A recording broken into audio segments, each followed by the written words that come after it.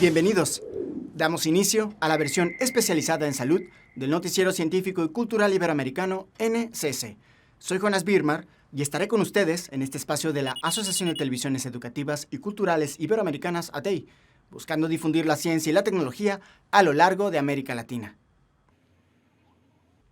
Uno de los objetivos de la Unión Europea es la de crear un espacio común que pueda atender las necesidades de las personas alrededor del territorio europeo. Por su parte, la asistencia sanitaria es una necesidad que se mantiene cuando las personas se trasladan de un lugar a otro, lo que convierte a las recetas médicas electrónicas en el futuro de los servicios sanitarios entre países.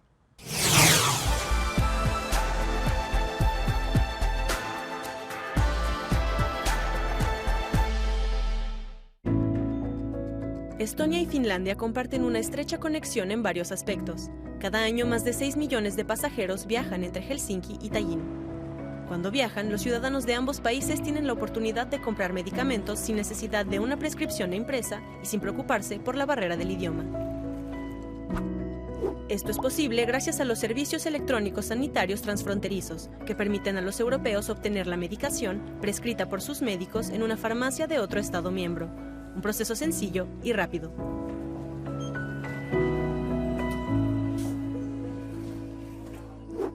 Con la tarjeta de identidad electrónica del paciente, el farmacéutico entra en la plataforma de prescripción electrónica, comprueba qué producto se le ha recetado y puede dispensárselo al cliente.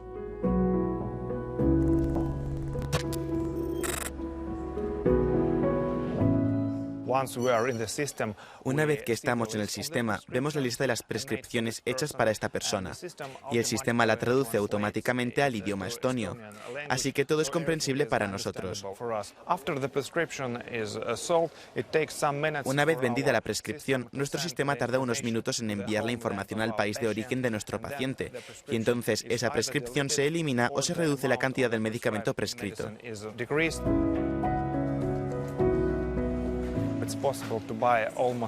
Es posible comprar casi todos los medicamentos con prescripción, excepto los psicotrópicos, los estupefacientes y los medicamentos extemporáneos, que se preparan en la farmacia. La agencia TEHIC ha impulsado la implantación de la prescripción electrónica en Estonia y ahora es un caso de estudio útil para el espacio europeo de datos sanitarios.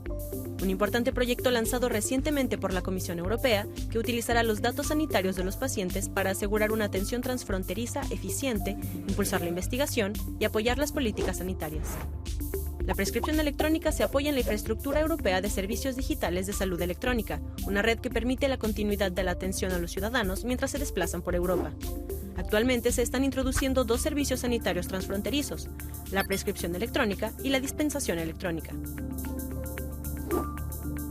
Historiales de pacientes que trataremos en un próximo episodio. Los primeros países que han puesto en marcha la prescripción y la dispensación electrónicas son Estonia, Finlandia, Croacia y Portugal. Los demás países europeos se irán incorporando al sistema en los próximos años.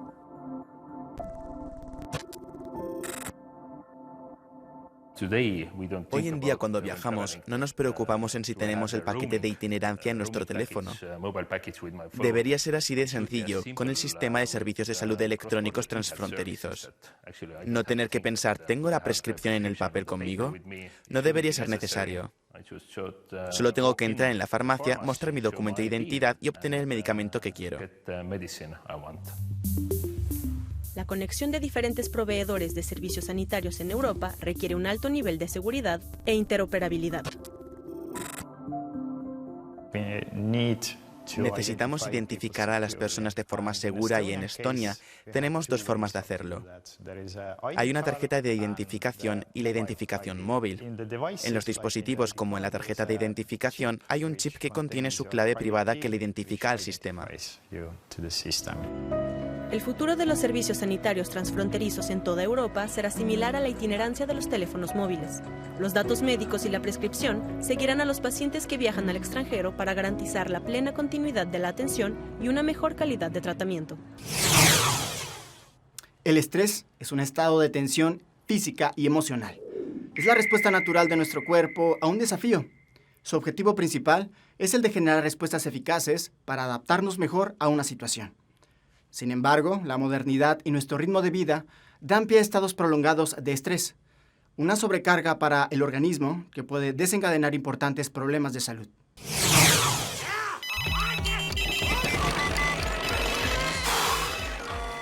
Do you know that feeling? Are you way too stressed too?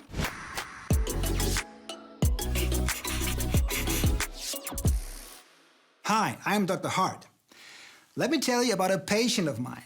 One day, a young man walked into my practice. Well, actually, he practically ran in. He had been sent by his GP because his blood pressure was sky high and his heart was racing. At first, I wasn't really sure what was going on, but I could tell by his body language that he was really stressed. And when we're stressed, a lot of things happen in our bodies. So, let's take a closer look. Back in the old days, our body's stress response was actually a good thing. It helped us survive.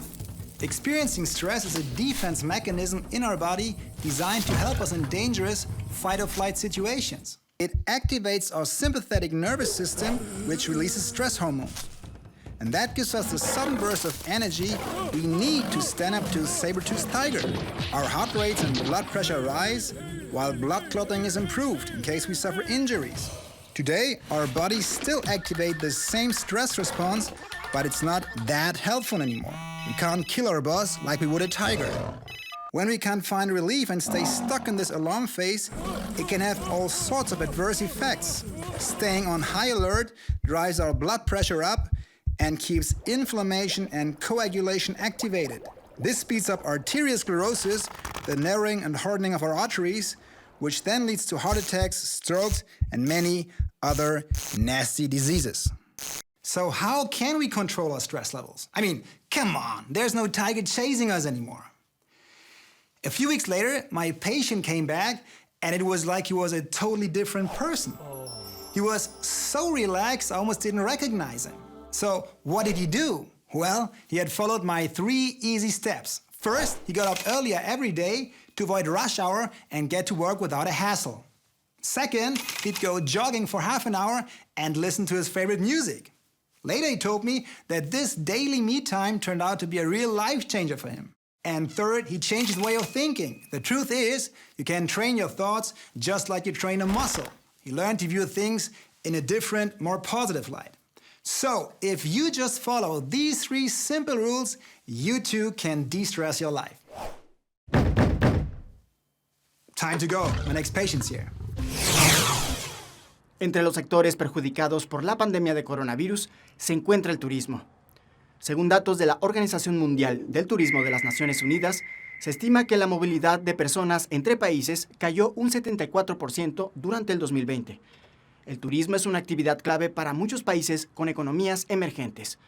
Tras la pandemia, muchos destinos pueden abrir sus fronteras ahora que las restricciones se han relajado. Este es el caso de Tailandia.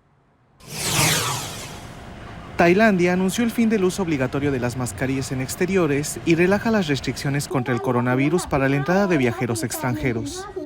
Con este movimiento, las autoridades confían en reactivar el turismo en el país, uno de los grandes motores de la economía. Las mascarillas dejarán de ser obligatorias a partir del 1 de julio próximo en los exteriores de todo el país, que registra hasta el momento más de 30.000 muertos y unos 4,4 millones de infectados desde el inicio de la crisis sanitaria. Asimismo, desde julio, los viajeros extranjeros quedarán exentos de rellenar un formulario en línea antes de su ingreso al país. Las autoridades tailandesas igualmente anunciaron que levantarán la exigencia del control de la temperatura en los aeropuertos y la presentación de un seguro sanitario con requisitos específicos referentes a la COVID-19. La creciente flexibilización de las restricciones acompaña la tendencia a la baja de la pandemia en Tailandia y busca impulsar la reapertura económica del país. En la nación, el sector turístico responde por entre un 12 y un 20% del Producto Interior Bruto anual. Nuestra sangre se compone de líquido y sólidos, es decir, de plasma, glóbulos rojos, glóbulos blancos y plaquetas. El cuerpo humano alberga entre 4 y 6 litros de sangre, por lo que una transfusión a tiempo de este tejido vivo durante una emergencia puede hacer la diferencia entre la vida y la muerte. Una campaña en Argentina busca hacer frente a esta necesidad, concientizando acerca de la importancia de donar sangre. Una campaña solidaria promueve la donación de sangre en Argentina, país donde la pandemia del nuevo coronavirus provocó un descenso en el número habitual de donantes, pese a que, según la información oficial, 9 de cada 10 argentinos necesitará en algún momento de su vida una transfusión de sangre para sí mismos o para algún familiar. La ciudad de Buenos Aires, capital de la nación sudamericana, organizó junto con la Red de Medicina Transfusional una jornada de donación voluntaria de sangre en el marco del Día Mundial del Donante de Sangre, que se conmemora cada 14 de junio. Que la sangre no se puede fabricar en forma artificial. Por más esfuerzo que ha realizado la ciencia médica, no ha logrado obtener sangre como todos los seres humanos la necesitamos. Es por eso que solamente el ser humano sano podemos solidariamente ayudar a muchos de los enfermos a recuperar su salud, a poder realizar tratamientos, a poder realizar muchas de las intervenciones y operaciones que son necesarias. La coordinadora lamentó que durante la pandemia de COVID-19 comenzó un descenso muy significativo en todos los bancos de sangre. La donación de sangre ha descendido entre un 50 y un 80% en todos los lugares y por eso es necesario recordar que de otro modo no la podemos obtener. Universidades, empresas, escuelas han vuelto a abrir sus puertas para permitir la donación altruista de sangre, un gesto que se realiza en el marco de estrictos protocolos sanitarios. Becker remarcó que cada donación se realiza luego de un registro, una entrevista médica para consultar la historia clínica personal del donante y un control clínico. Con información de la oficina en Buenos Aires, Argentina, Noticias Xinhua. Durante una guerra, un porcentaje importante de víctimas son ciudadanos comunes. Los conflictos bélicos no se limitan a una batalla entre enemigos, sino que van más allá, abarcando un rango bastante amplio de agresiones hacia las personas, generando eventos traumáticos que dejan secuelas que atacan directamente la salud mental, por lo que la atención psicológica a las víctimas se vuelve una práctica necesaria. Los muertos, los desaparecidos y las heridas invisibles que ha dejado la violencia de las fuerzas rusas hace que Bucha sea uno de los muchos lugares en Ucrania lleno de fantasmas. En medio de una aparente vuelta a la normalidad, los forenses siguen encontrando fosas comunes. En Bucha, mientras los funcionarios municipales reparan la destrucción causada por los tanques, otros profesionales trabajan en ayudar a los vecinos a asimilar lo ocurrido. Natalia Zaretska es una de las 4 psicólogas que ha atendido desde abril a muchos de ellos, que sufren insomnio, pesadillas, irritabilidad, miedo, ansiedad, inseguridad, sentimiento de culpa por haber sobrevivido y temor a no poder o saber cómo proteger a sus seres queridos. Alrededor de 7.000 personas vivieron la ocupación de las fuerzas rusas, según Zaretska, y pasaron por algo tan intenso y violento que ha cambiado por completo sus vidas. En otro punto de la ciudad, en una plaza con una fuente de agua en la que juegan los niños, UNICEF y una ONG local han abierto una carpa en forma de iglú que acompaña todos los días a menores y les ofrece asistencia psicológica en caso que la necesiten. Pese a toda la ayuda, los psicólogos explican que el trauma de estos niños no terminará de desaparecer mientras siga la guerra. Monsanto fue una empresa estadounidense especializada en agroquímicos y biotecnología enfocada a la agricultura, lo que le valió ser líder mundial en ingeniería genética de semillas y producción de herbicidas. Esta industria ha sido acusada en varios países por distintos grupos de manifestantes. Ahora enfrenta una condena por parte de la Corte Suprema de Estados Unidos, derivado de múltiples demandas relacionadas a un herbicida. Condena definitiva para Monsanto. La Corte Suprema de Estados Unidos rechazó el martes un recurso de la empresa, propiedad del grupo alemán Bayer, contra la sentencia que le obligaba a pagar $25 millones a un jubilado que atribuye su cáncer al herbicida Roundup que usó en su propiedad durante 25 años. Edwin Hartman, a quien se le diagnosticó un linfoma de Hodgkin en 2015, fue uno de los primeros en demandar a Monsanto, que insiste en que ningún estudio ha concluido que Roundup y el glifosato son peligrosos. La decisión puede acarrear graves consecuencias al grupo, objeto de más de 30.000 denuncias similares. Bayer, que compró Monsanto en 2018, afirmó que está completamente preparado para afrontar el riesgo legal asociado con posibles futuras denuncias en Estados Unidos, con reservas de $4.500 millones adicionales para hacer frente a nuevos procedimientos judiciales. El grupo dice no admitir ningún fallo ni responsabilidad y sigue apoyando sus productos Roundup, a los que califica como una herramienta valiosa para una producción agrícola eficaz en el mundo. Después del anuncio, la acción de Bayer caía en la bolsa de Frankfurt. Durante el repunte de la pandemia en 2020, se detonó un debate entre la comunidad científica en torno al uso de ciertos medicamentos para combatir al coronavirus, ocasionando el uso intuitivo de opciones que no contaban con suficiente evidencia de acción contra el virus. Este es el caso de un medicamento contra parásitos que fue recetado a miles de personas en Ciudad de México, a pesar de la falta de evidencia científica sobre su efectividad contra la COVID-19. La angustia llevó a Claudia Cerezo a tomar ivermectina durante 2 años para protegerse del COVID-19. Una improbada forma de prevención que la mujer de 53 años había leído en redes sociales, pero que le resultó ineficaz.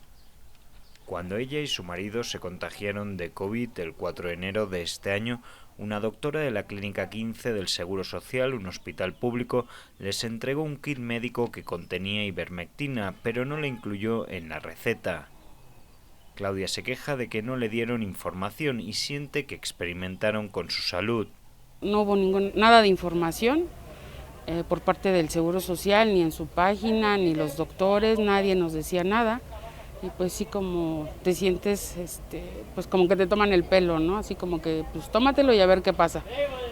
Es una de las 200.000 pacientes que recibieron un kit médico repartido por parte de la Ciudad de México que contenía ivermectina. Pese a que la Organización Mundial de la Salud y el propio gobierno federal desaconsejaron el tratamiento con este desparasitante, las autoridades capitalinas elaboraron una encuesta con apariencia de ensayo clínico para justificar su uso. El documento fue publicado en Shock Archive, un repositorio de investigaciones científicas sin corroborar, pero en febrero fue eliminado por sus datos deliberadamente engañosos tras la denuncia del sociólogo Juan Pablo Pardo Guerra desde San Diego. Eso, además de las fallas estadísticas que eran tremendas, era una base de datos increíblemente mal construida, el análisis era sesgado, los métodos cuasi experimentales que utilizaron generaban resultados positivos, pero era forzando los datos. El gobierno capitalino defendió el reparto de la ivermectina por su bajo riesgo y costo en un momento inicial de la pandemia sin mucha evidencia ni tratamientos disponibles. Sin embargo, rechaza dar una entrevista a DW sobre el interrogante ético de suministrar un fármaco desaprobado sin brindar información a los pacientes. Además del interés político en mostrar acciones frente a las olas de contagios, el analista en salud pública Xavier Tello considera que tuvieron la necesidad de avalar la compra de cerca de 300.000 cajas de ivermectina por valor de 1,5 millones de dólares. Se han puesto a ver que había volúmenes de medicamentos que se compraron, sobre todo cuando se dieron las primeras noticias de un posible uso. La justificación, y muy mala justificación por la secretaria de Salud de la Ciudad de México, es que era lo que tenían como evidencia disponible. Y perdón, no había evidencia. Ciudad de México ha dejado de distribuir ivermectina, pero el desparasitante todavía es promovido por los antivacunas mediante informaciones falsas que pueden costar vidas.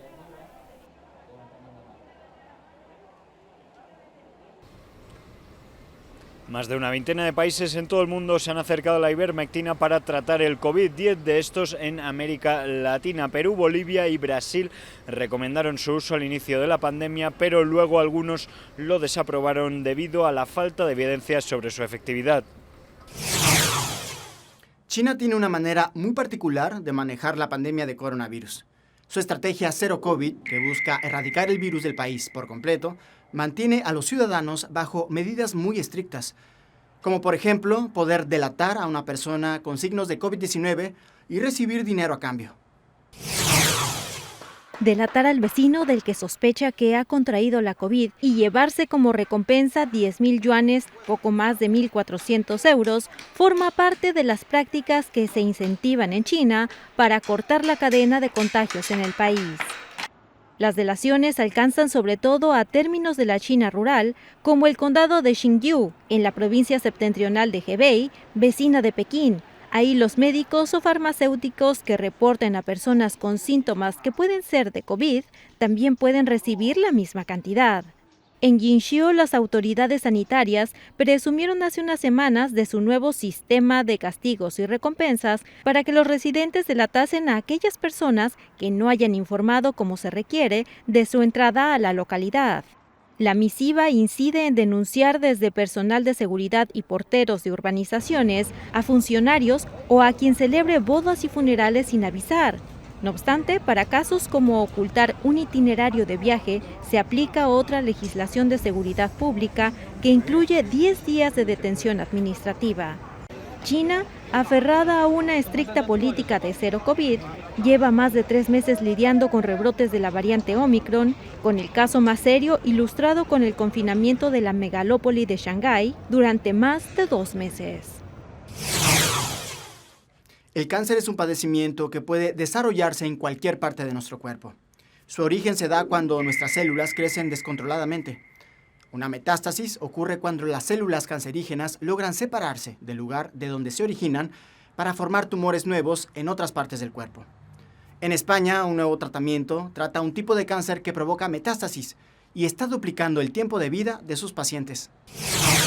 Investigadores españoles han demostrado que la administración de un nuevo fármaco, el trastuzumab deruxtecan, duplica la supervivencia de las pacientes con un tipo de cáncer de mama metastásico de baja expresión de ER2. Un total de 557 pacientes participaron en el ensayo. Para las mujeres que recibieron el fármaco, la supervivencia sin progresión fue de cerca de 10 meses, mientras que las tratadas con la quimioterapia habitual, la supervivencia fue de poco más de 5 meses. El trastuzumab es un tratamiento que actúa como un caballo de Troya contra las células tumorales, penetra en ellas y las destruye al combinar un anticuerpo monoclonal con una quimioterapia muy potente. Especialistas del Hospital Clínic i d'Ivaps, del Instituto Catalán de Oncología y del Vall d'Hebron han participado en el ensayo internacional y han demostrado ante la Asociación Clínica Oncológica Americana la eficacia del tratamiento. El cáncer de mama es el tumor más frecuente en mujeres en todo el mundo. Afecta a más de 2 millones de personas y causa la muerte de 571.000 cada año. Entre los distintos subtipos, los cánceres de mama ER2 negativo representan el 70% de todos los tumores. Los investigadores aseguran que estos resultados son muy relevantes y esperan que este tratamiento pueda ser incorporado en breve al sistema público sanitario. Gracias por acompañarnos en este viaje informativo del Noticiero Científico y Cultural Iberoamericano NCC, especializado en ciencias médicas y tecnología de la salud.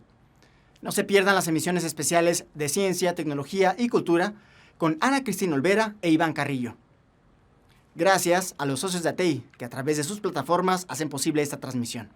También gracias a las agencias informativas AFP, EFE, Notimex, Xinhua, Euronews y Deutsche Welle. Visite nuestra página noticiasncc.com. Utilice nuestra aplicación móvil y síganos en nuestras redes sociales. Nos encuentran como NCC Iberoamérica. Soy Jonas Birmar. Cuídense mucho. Nos vemos en la próxima.